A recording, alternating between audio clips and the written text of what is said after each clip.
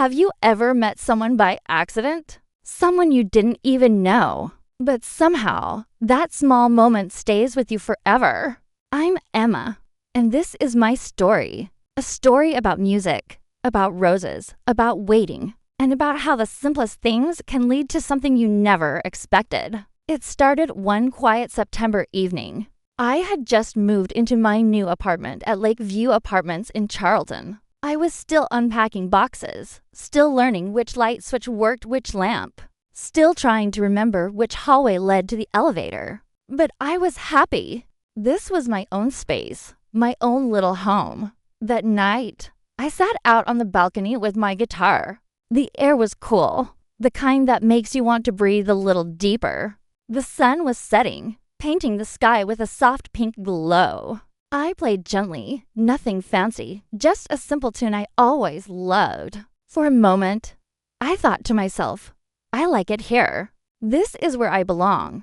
Just then, my phone buzzed. It was my best friend, Daniel. I'm coming now, Emma. It's Lakeview Apartments in Charlton, right? Yes, that's right, I answered, smiling. Good. See you soon. I set my guitar down and went inside to grab my bag. I took the elevator down, humming the last notes of the song I had been playing. When the door slid open, I stepped outside and stood near the entrance to wait for Daniel. And that's when I saw him. A young man walked down the street, holding a bunch of white roses. They were fresh, soft, and beautiful, like little clouds gathered in his hands. My eyes followed the roses, but then, without meaning to, they followed him. He looked kind. There was something gentle in the way he walked, the way he carried those flowers. And then he looked at me. Our eyes met, and he smiled.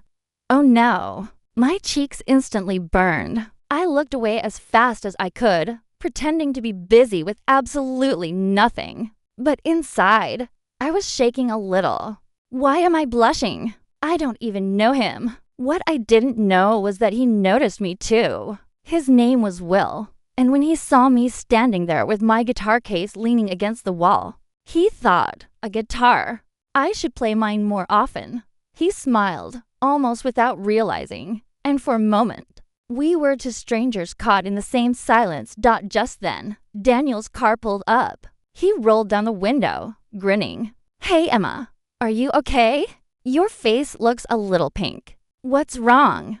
Oh, nothing, I said quickly, forcing a laugh. I slipped into the car, hoping Daniel wouldn't push it. But Daniel knew me too well. What were you staring at? He asked as he pulled onto the road. Nothing, I said again, but my mind was racing. Who was he? Did he live here? Were the roses for a girlfriend? A wife? His mother? Emma, are you even listening? Daniel laughed. Oh, sorry, I mumbled, my face getting hot again. What's on your mind? He teased, giving me a playful side glance. I hesitated, then whispered, roses. And a man?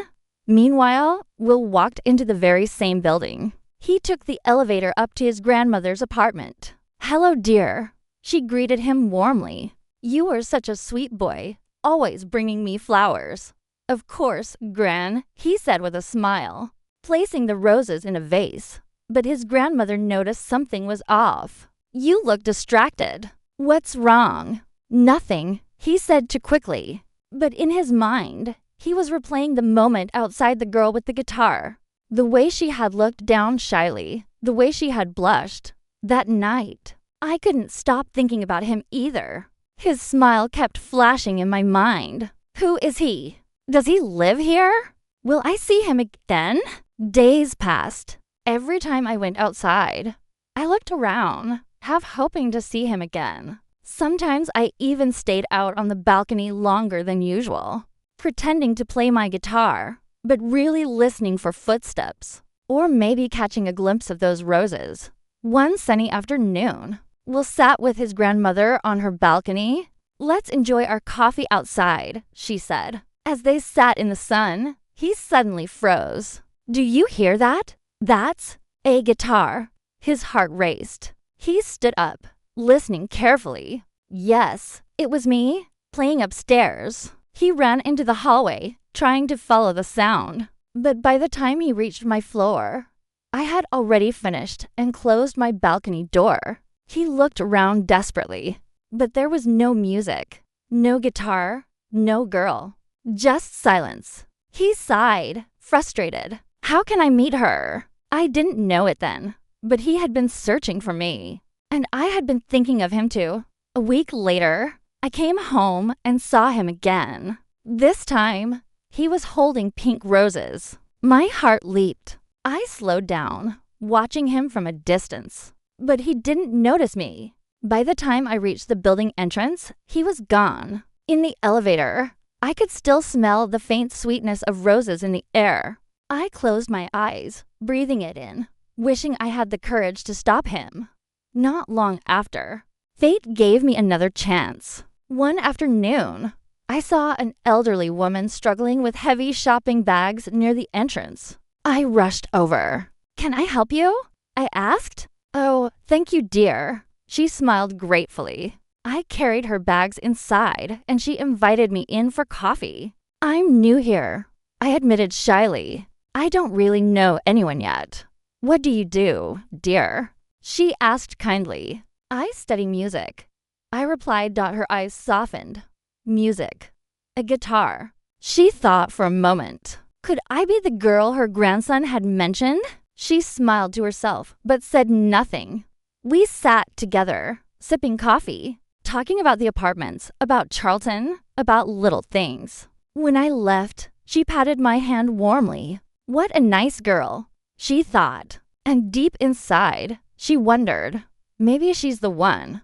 Weeks passed with more near misses. Once, Daniel invited me to a party, but I fell ill and couldn't go. Later, I learned that Will had been there, meeting Daniel's friends. We had been so close, but again, we didn't meet. October came. Will kept visiting his grandmother, sometimes bringing yellow roses, sometimes pink, always with that same thoughtful look on his face. One spent a week visiting my family. When I returned, I hoped to see him, but he wasn't there. The story could have ended there to people, always just missing each other. But fate wasn't done yet. One rainy Thursday evening, everything changed. Will had gone shopping for his grandmother, who was due home from the hospital soon. He bought groceries and, of course, a bunch of roses. Just as he loaded them into his car, the rain began pouring down. At that moment, his friend Tom appeared, asking for a ride. "Sure," Will said. "Where are you going?" "Eastfield." "And oh, could you also give my friend Emma a ride? She needs to get to Charlton. Emma. My name." A little while later, I climbed into the back seat of Will's car. The rain drummed on the roof as we drove. At first, we said nothing. I stared out the window, listening to the soft rustle of roses in the seat beside him. That smell, I thought. Roses. Could it be him? When we dropped Tom off, only the two of us remained. He glanced in the mirror. "Where are you going?" he asked. "Lakeview Apartments on Park Road," I answered. His eyes widened. "That's funny. I'm going there too." A silence hung between us. My heart pounded. Could it be true? Could he be the one? When we finally reached the building and stepped out of the car, we both spoke at the same time. "Oh, it's you," I said. "You play the guitar." He said, "And you always bring roses." I laughed nervously. He laughed too. "Yes, but they're for my grandmother, not for a girlfriend." Relief washed over me. So it wasn't a wife. It wasn't another girl.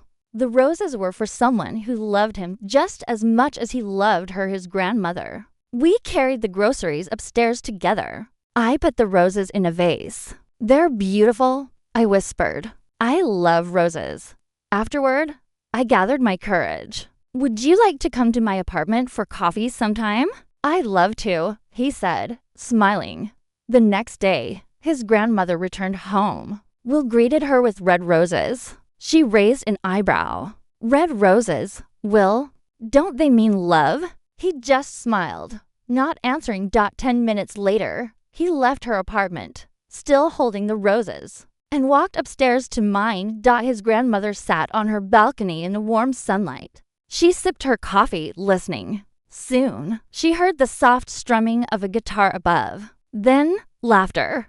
My laughter, mixing with Will's voice. She smiled, leaning back in her chair, the sweet scent of red roses drifting through the air. And in that moment, everything felt right. That was the day music and roses brought two strangers together. And it all began with one shy smile on a September evening. So tell me, have you ever felt it?